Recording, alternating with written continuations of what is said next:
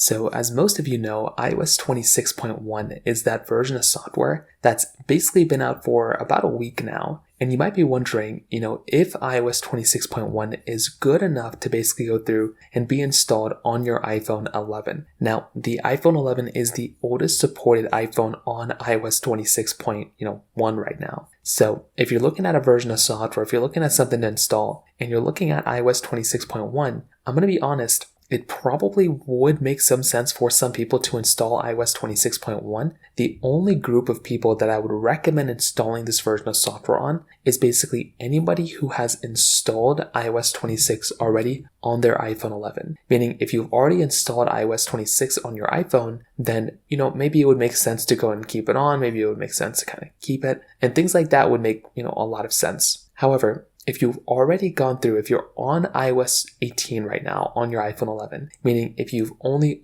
basically opened up on, your iOS 18 device and you're only on iOS 18 right now, I think it would make a lot more sense to stick with iOS 18 right now than installing iOS 26.1. And that right there, I think could be one of the biggest things to keep in mind here. So I would probably say for every single person out there, if you're looking at iOS 18 in general, or if you're looking at iOS 26, on your iPhone 11, I probably would not install iOS 26.1 just yet, unless you're on iOS 26. I would highly recommend staying on iOS 18, 18.7.2 on your iPhone 11, because that is going to be a much more stable version of software, and it's going to be giving you a much better experience. So from that side, that pretty much covers it up there. If you have any other thoughts or questions, please let me know in the comment section below. Hit the like button, that would mean so much, but definitely hit that subscribe button. More important than everything else, I love every single one of you guys. Hopefully I'll catch you guys in the next video. Peace out till then.